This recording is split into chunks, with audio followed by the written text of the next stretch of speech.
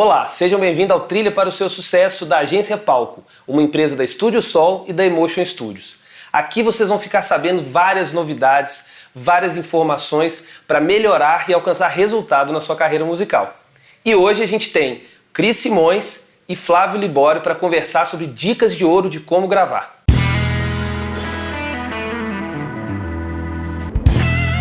Gente, estou aqui com Cris Simões, produtor musical, engenheiro de mixagem, proprietário do Pacific Studio. Uma lista completa aqui, ó, é tanta gente que eu tenho que dar uma colada. J Quest, Paula Fernandes, Skank, André Valadão, Zé Cabaleiro, Loborges, entre outros. Galerinha aí. E Flávio Libório, produtor musical e engenheiro de som, dono do Replace Studio. Também, ó, Simone Simari, Gustavo Lima, João Bosco e Vinícius, Nayara Azevedo e Zé Felipe. Obrigado demais pela presença de vocês aqui na Agência Palco. A ideia hoje é a gente bater um papo sobre dicas para gravar e falar um pouco do cenário musical, do cenário do estúdio, falar um pouco dessa vida que a gente já está conversando aqui, né? Já está batendo esse papo. E começar com a provocação aqui que a gente já estava falando, que é isso, assim, quando que a referência do artista ela interfere no processo de gravação todo, né? O que chega para o estúdio, que o cara chega com uma vontade, com uma referência, e como é que a gente descasca essa história e toma a decisão de fazer ou não fazer, né?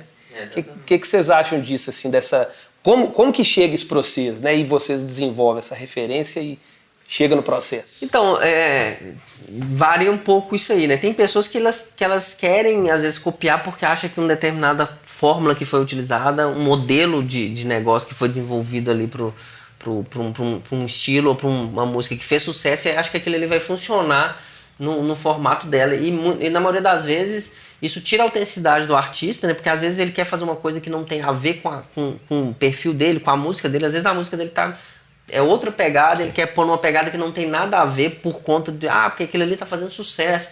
Então essa busca do sucesso, é igual a gente fala, quem tá buscando sucesso, quem tá atrás do sucesso tá sempre atrás do sucesso. Ele nunca vai ter a chance de estar na frente. Ele vai estar sempre copiando repetitivamente, e quando a onda muda ele vai para outro estilo, aí vira, sei lá, ele vai sempre tá trilhando ali atrás do sucesso. Isso é uma coisa que eu acho que é ruim, né? Eu acho que o grande lance que destaca o artista é ele entender qual que é o perfil dele dentro do mercado, qual que é o público dele, e aí sim traçar uma linha de comunicação com esse público, né? Então, assim, não adianta o cara querer copiar o Gustavo Lima. O Gustavo Lima já tá lá, o cara tem que tentar criar a onda dele. Não adianta ele querer copiar o Coldplay, né? Pode até ter, que aquilo influencia. A gente sabe que todo mundo tem referências mesmo, né? Você escuta muita coisa, você gosta, queria fazer algo parecido, mas sempre tentando buscar uma identidade.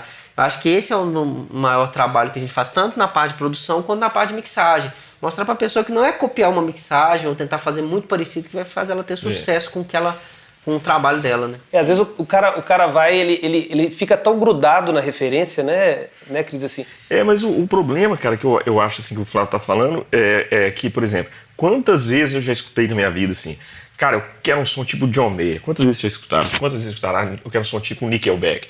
Cara, só que você vai escutar o som que o cara gravou ou que uma pré que ele fez, cara, não tem nada a ver, sacou? Tipo assim, o cara canta diferente, sabe? A pegada é totalmente diferente. Fala, cara, não vai rolar, sacou? Senão não vão conseguir chegar nesse resultado aqui. Vamos tentar pegar o que você faz e transformar numa coisa legal, mas que não fique igual ali. Porque, igual você falou, isso já existe, eles fazem bem demais. Entendeu? Então você vai ficar sempre um subproduto, entendeu? Então vamos tentar fazer o que você faz, tentar criar alguma coisa legal ali, né? E a loucura chega a ponto, igual a história do Nickelback, o cara tem uma voz rouca. Exato. Aí o cara chega e falou, velho, eu quero que você ponha um esquema pra minha voz ficar rouca daquele jeito. Tipo assim, já como se fosse um plugin. Como se fosse um plugin, né? Entendeu? A loucura que o negócio vai... Uma certa loucura que, tipo assim, o cara não consegue entender que aquilo é a voz do cara. Não é que ele pôs um plugin. Tem um processamento de compressão, mas não é um processamento que vai fazer a voz do cara ficar igual a voz do... John Mayer, né, que canta suave ali, e às vezes o cara canta gritado, você fala, cara, como que isso aqui é um som meio John Mayer? Como assim? assim? A sua voz é outra parada, né?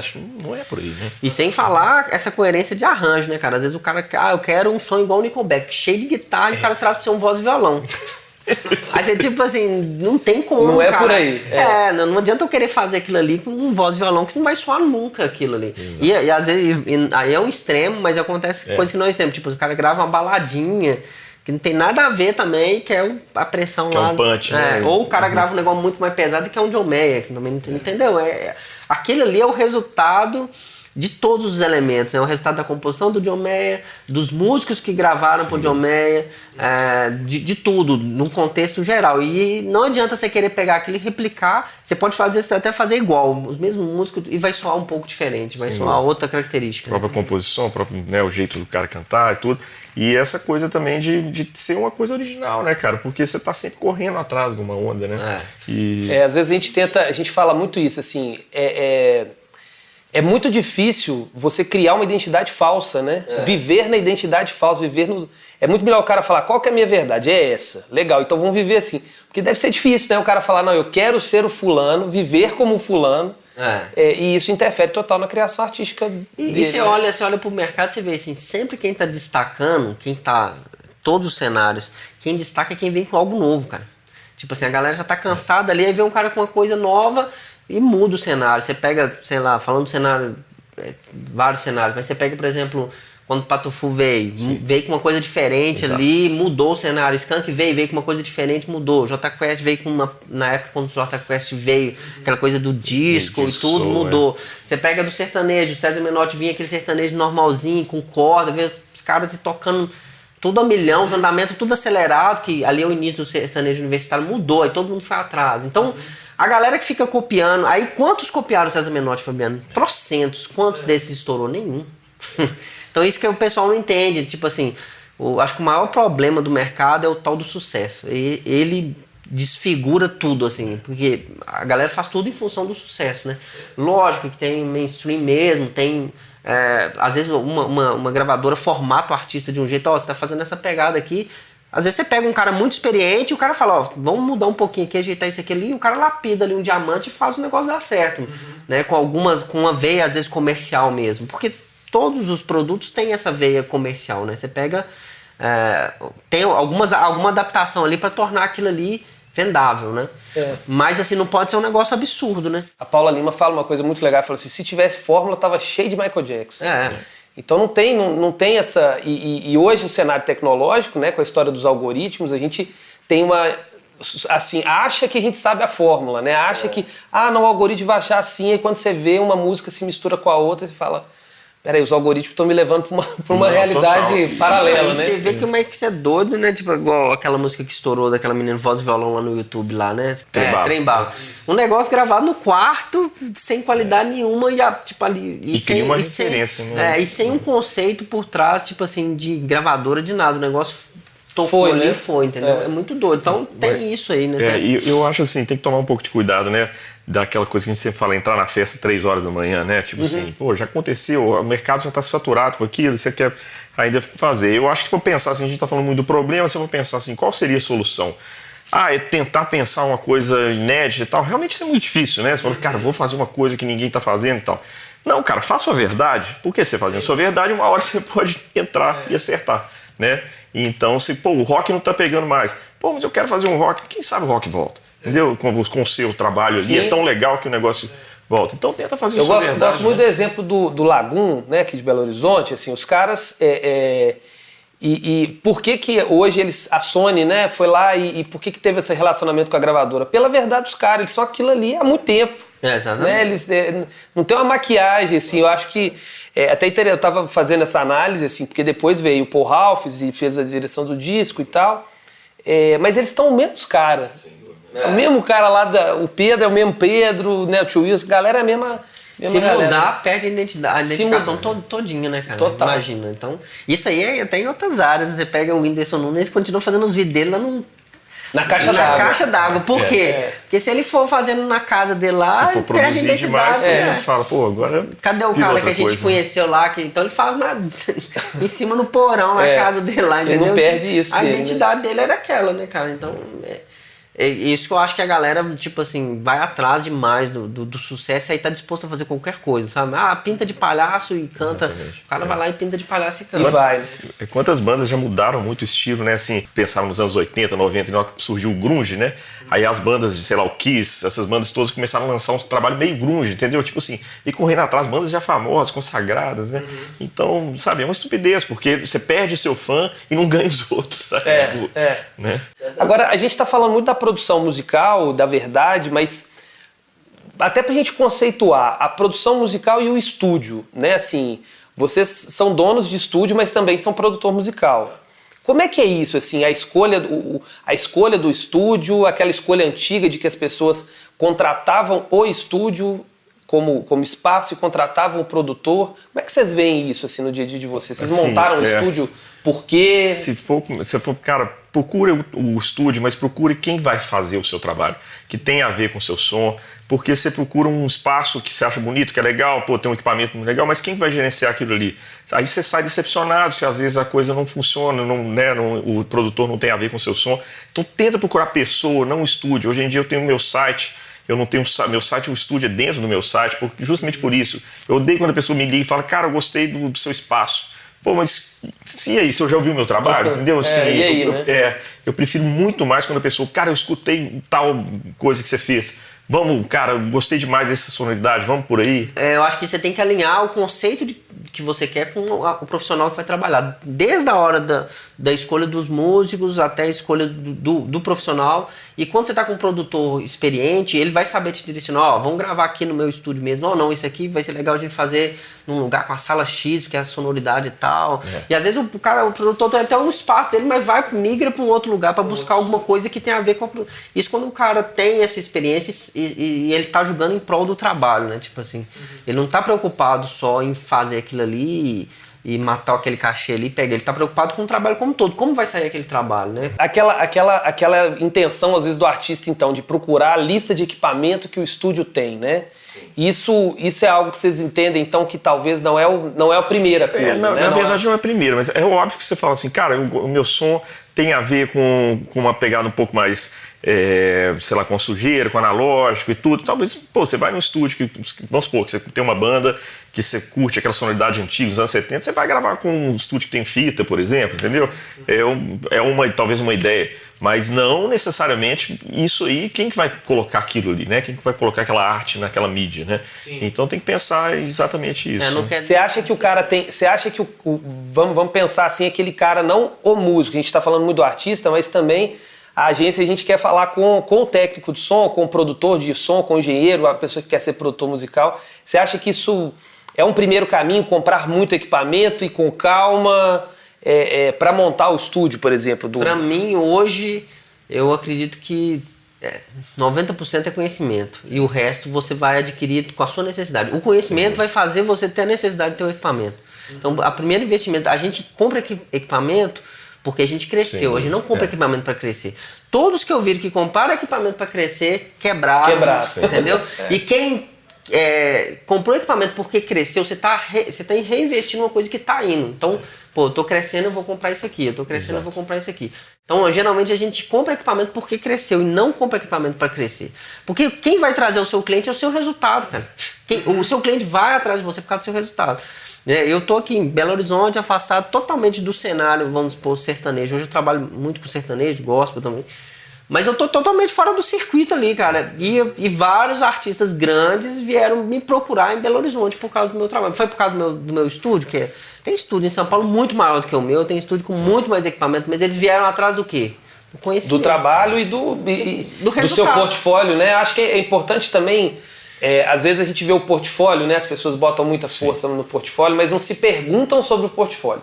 Tipo assim, por que você fez Simone Simaria? Por que você fez Jota Quest? Então, tem um motivo também para essas pessoas terem ido, né? Não é só... Mas elas, na maioria das vezes, vão por causa do seu resultado, né? O cara ouviu o seu som.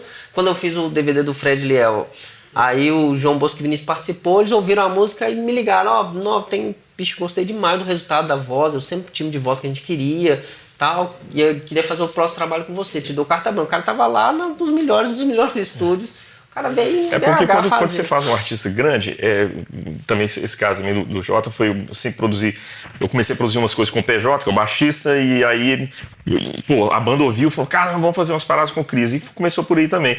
E isso você falou, cara, eu acho que uma banda grande, ela pode fazer com quem ela quiser, cara, porque realmente assim, né, ela faz shows, ela tem uma receita, então se ela te procura, ela confia esse trabalho em você por algum motivo, né, ela não te procura ali e fala, cara, vamos Cris ali por causa disso, aquilo. né? E falando também sobre esse lance de equipamento, que eu tenho realmente, eu gosto de investir em equipamentos, nos analógicos e tal, mas muita gente chega lá e fala, cara, pô, você começou assim e tal, seu pai ajudou e tal. Cara, não, fui aos poucos. Por quê? Justamente por isso. Você vai comprando com a sua necessidade. Tem poucas coisas lá que eu não uso no dia a dia. Quando eu paro de usar, eu pego e vendo tudo, porque foi uma coisa que eu montei, sabe, para mim, para meus trabalhos, uma coisa pessoal. Então, quando você monta um estúdio, que você vai botar um monte de técnico lá, cada um dá uma ideia. Né? Compra isso, compra aquilo. Porque eu já vi, cara, de amigos que têm estúdio que não mexem com o trabalho, só fez um estúdio por negócio, todos se deram mal. É igual eu tô falando, o cliente vai atrás do seu resultado. Ele vai atrás de você porque ele confia. Ele vai atrás do Cris porque ele confia no resultado dele. Uhum. E não adianta você querer ganhar essa amarra. Não adianta, você não vai ganhar o cliente com o equipamento. O cliente pode ir até a primeira vez lá. Mas se não tiver resultado, ele não volta. Entendeu? Se a música não tiver... E é isso, se ele se frustrar com a experiência também. Acho que é mais a experiência. Tem essa questão da experiência. O sucesso é uma consequência disso. E não é só o som. Eu penso que assim, é tudo, né? Desde o momento da chegada, do entendimento, de como que você como produtor musical ou como dono do estúdio ali ouve a referência do cara, né? Porque às vezes é isso, a gente tá falando, às vezes o cara chega com uma referência toda trocada, como é que você vai responder o cara? Você vai falar, bicho, isso é uma bosta, isso não é legal e tchau. Não, você tem que contornar, né? É o relacionamento com as pessoas, né? Não tem como... E aí uma provocação, assim, vocês acham essa história da tecnologia versus o lado humano, né? A gente está vivendo isso, os algoritmos, a gente estava falando aqui, e a gente está falando dessa tecnologia aí. Perde um pouco a sensibilidade do ouvido, inclusive a história dos volumes, inclusive a história de compressão que a gente estava falando. O que vocês acham disso? A gente está vivendo um momento super tecnológico, né? A masterização, que antes era um processo, era um grande sonho mandar para Nova York, né, para o Sterling Sound. Eu lembro quando eu gravei meu primeiro disco, eu falava, cara, eu quero masterizar no melhor, né? No melhor e tal, aquela coisa toda. E hoje você aperta um botãozinho, a música tá masterizada, vai para rádio e vai pro rádio, né? A rádio tá ficando até velho, né? Vai pro streaming, né? Então, o que vocês acham disso? Ó, eu acho que primeiro com a questão da masterização, eu acho que a galera posta tudo a ficha em um dos processos, né? E esse processo começa lá atrás, assim. Quando você quer ter um bom disco, esse bom disco não vai ser porque você masterizou em Nova York. Esse bom disco ele vai acontecer porque você gravou bem, porque você mixou bem, e aí sim a masterização vai agregar no processo. Então eu vejo hoje que tem gente que grava mal, mixa mal e quer mandar pra Sterling Sound e acha que vai voltar um canhão de som. E a hora que volta... Lá salva, né? Tem uma história, né? A mixagem salva e a masterização salva, né? Conserta na mix, conserta na mix. Agora vamos consertar na master, né? Então assim, aí chega algo que o cara recebe a hora e fala, pô, mas não tá igual John Mayer, sei lá quem que eu escuto. Mas não vai estar mesmo, né, cara? Todos os processos têm que ser feitos, assim, de alto nível. E eu acho que a gente tinha essa visão mesmo. E tem grandes profissionais lá fora, mas tem grandes profissionais aqui dentro hoje também trabalhando, né? Então eu acho que, às vezes, dependendo do estilo que você vai fazer, você mandar pra fora não é nem benéfico, assim. Eles não conseguem nem interpretar... aquela sonoridade, você pega um baião, você pega um samba, como é que você vai mixar isso lá fora? Como é que você vai masterizar isso lá fora? É porque é uma utopia, né? Facilitou, por exemplo, você consegue masterizar um disco na Abbey Road. Exatamente. Ou masterizei meu disco na Abbey Road, né? E que o custo é até barato, né? Mas é isso, né? Chega um som que cara, não tem identidade com o que a gente faz, né, cara? Tipo dúvida, assim, imagina você mandar masterizar um baião lá. Né? Tipo assim, tudo bem, pode ser que até que o cara vá fazer, mas será que ele vai buscar a sonoridade das coisas daqui? Será que vai ter identidade da gente aqui? Eu já vi pessoas pegando disco e mixar com um técnico fodaço lá e levar um sertanejo pra mixar com um técnico foda e masterizar no lugar e ficar pior do que as coisas que estão aqui. Por quê? Imagina um gringo que nunca mixou uma vaneira abrindo uma vaneira pra mixar. Ele não sabe nem o que é o timbal, o que faz, nem qual violão escolher. A hora que vê o levado do violão, você tá acostumado lá com Coldplay, com uma pegada de violão tudo folk. Aí chega um cara tocando de mão e o cara, pô, mas o que é isso? Onde que eu ponho? Que plano que isso fica na...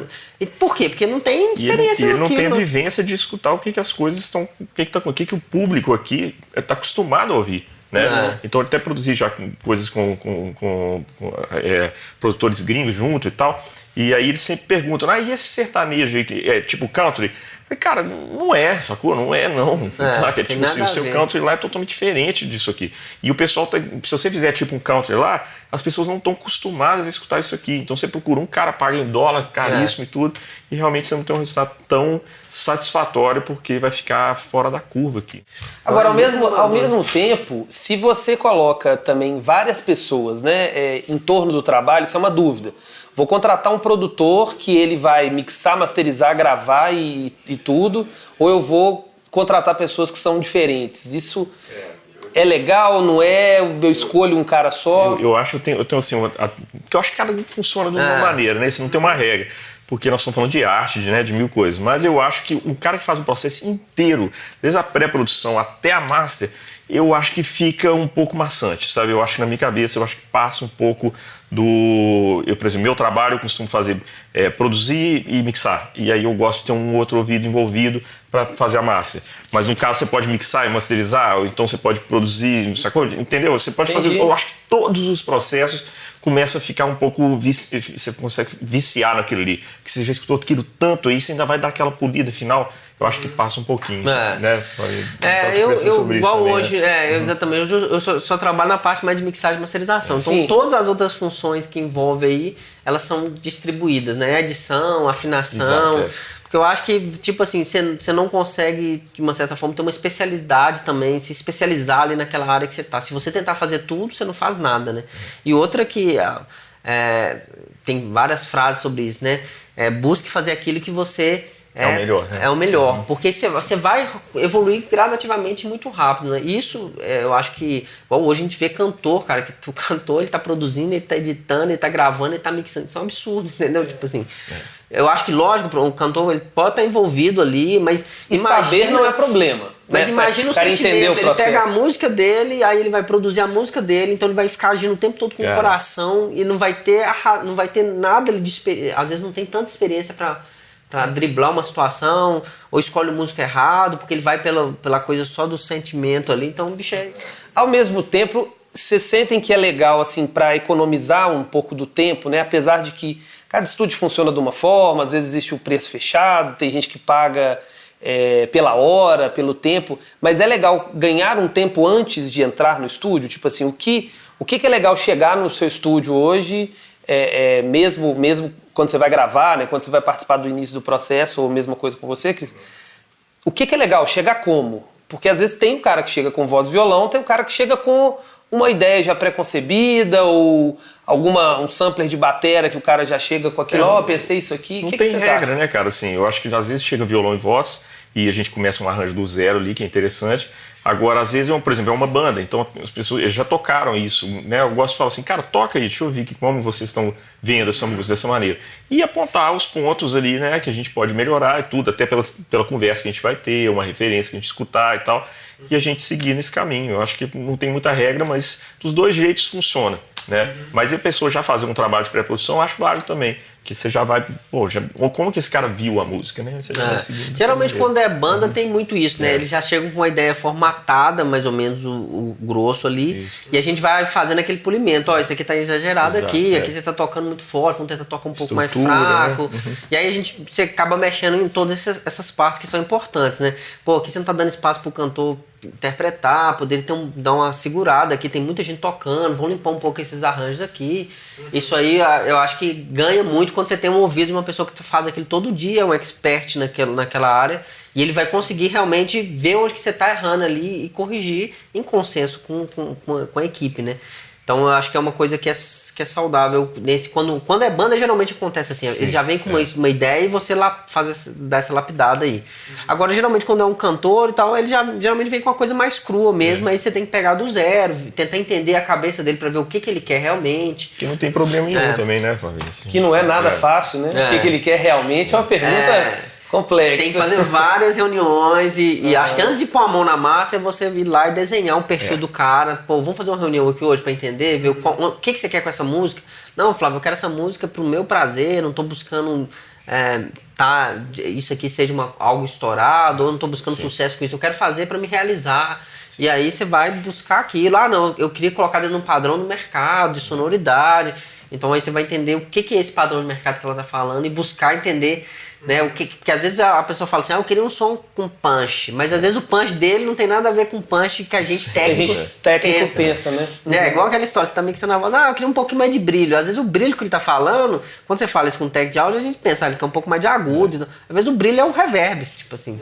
E já contei. Tem uma vida ali, né? Eu não esqueço de uma cantora aqui em Belo Horizonte que uma vez ela falou que ela precisava de magia na voz, né? Entendi. Ela pediu pro técnico assim, eu queria um pouquinho de magia. Aí ele pôs um reverb e ela falou, isso aí.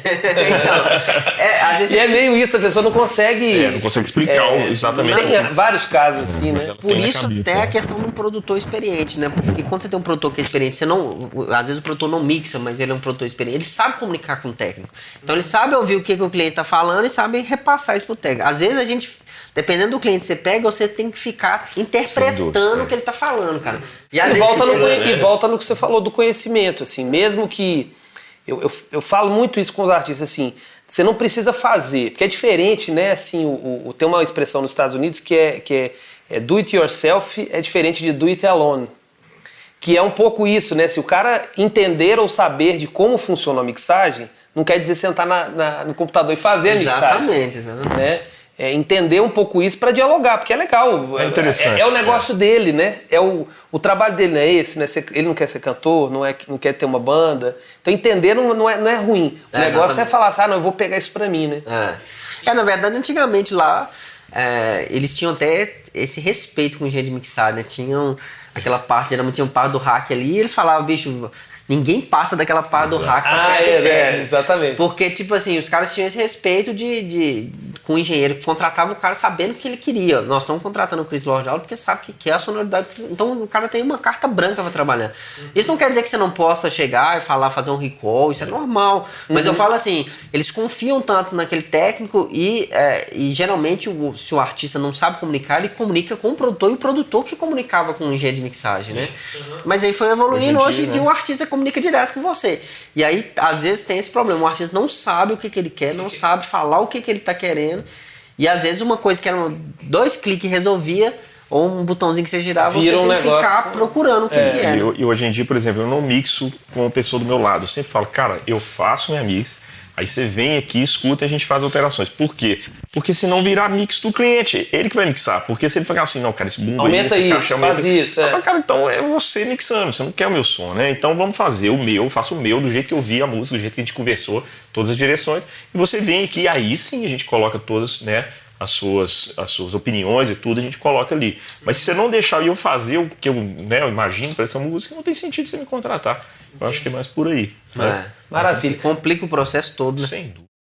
Moçada, é assunto demais, né? Agora eu queria muito, pra gente finalizar, que vocês falassem assim, uma dica, assim, o que vocês acham que é uma dica pro artista, ou pro produtor, ou pra pessoa que tá na cadeia da música sobre gravação, que vocês querem deixar pra galera, assim.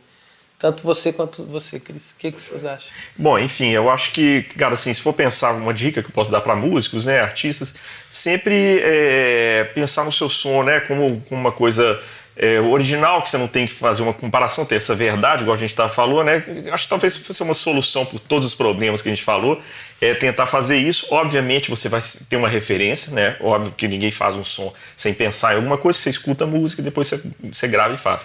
Né? Então pensar nisso e na hora também de vir para o estúdio, procurar aquele produtor que tem a ver com o seu som e não procurar por um equipamento ou por um estúdio, sempre pensar nisso, que eu acho que você vai se dar bem. Legal. Né? O que eu acho que é a grande dica para todo mundo, para músico, produtor, artista, é nunca fique atrás do sucesso. Né? Quando você trabalha e você não está atrás dele, a chance de você ter ele, você tá na frente dele, você conseguir sucesso é muito maior, né? Eu mesmo, quando comecei a trabalhar com mixagem, com produção, hoje minha especialidade é mixagem e masterização, eu nunca trabalhei buscando, eu vou mixar para Simone Simaria, eu vou mixar artista. Meu foco principal nunca foi esse. Meu foco principal foi sempre ter o melhor trabalho, me especializar, estudar. Então eu acho que quando você está atrás do sucesso, você vai sempre ficar atrás dele. Você nunca vai fazer algo de verdade, né? Eu acho que a principal coisa que você tem que admitir é verdade. Isso vai tudo. Você pega o Matheus Assato lá, o John Mayer, tipo assim, falou, velho, esse é o melhor guitarrista. Outro dia ele colocou esse vídeo de novo, né? Você acha que o Matheus Assato ele correu atrás do sucesso, ele estudou o tanto que ele estudou de guitarra buscando sucesso? Não, eu não acredito. Eu acredito que ele faz aquilo porque ele ama. Né? Porque a gente vê ele tocando, a gente vê que tem amor demais, tem paixão dentro do que ele tá fazendo. E eu acho que isso aí vai transbordando ao longo do tempo e isso aí vai gerar o resultado, isso aí vai gerar o sucesso. E o palco dele, igual ele falou no John Mayer, né? Falou, o palco dele é um Instagram, né? Então, assim, hoje em dia mudou muito o formato de vender música, né? Ele não precisa pegar aquela guitarra, ficar sozinho tocando, fazendo um show. Ele põe no Instagram e, bicho, dá milhares e milhares de views ali. E só que como o negócio é tão verdadeiro, isso aí passa pra todo mundo, né? A pessoa vê que a pessoa não tá ali, ela não tá fazendo aquilo ali só pelo dinheiro, né? O dinheiro é uma consequência, todo mundo, né?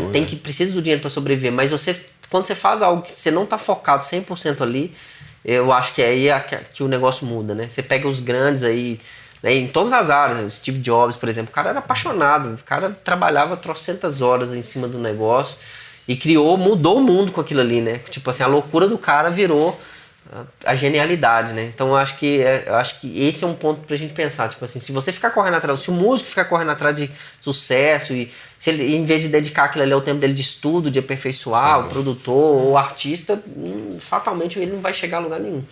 Maravilha, gente, obrigado demais. Acho que encerrar com essa frase do sucesso e voltar no conhecimento, que eu acho que a gente falou muito disso e isso é o que eu tenho perseguido, né? Assim, acho que é o propósito da Agência Palco, que é realmente, inclusive, todo mundo seguir Flávio Libório, seguir Cris Simões, que estão não só como produtores, não só como donos de estúdio, mas também perseguindo o conhecimento também, e como educador, né? Acho que talvez, eu vou arriscar falar isso, mas nada ensina mais do que a experiência. Exatamente. Né? Assim, a experiência que vocês, em todos esses trabalhos que vocês falaram, todo o portfólio aqui que eu falei seus, é só um espelho do tanto que vocês sabem, né? E aí é uma honra pra Agência Palco ter vocês aqui. Obrigadíssimo. Nossa, tá prazer demais. Adorei mais uma vez estar aqui. Valeu. Isso aí. Obrigado, Tamo junto, galera. Vocês viram, né, gente? É muito conteúdo, é muita coisa bacana, é muita troca de experiência que faz vocês entenderem e tirarem as dúvidas que vocês têm. Então acompanhe o nosso conteúdo, acompanhe o e-book, checklist, os outros assuntos que o Trilha para o Seu Sucesso está falando. Aguardo vocês no próximo conteúdo. Um abraço.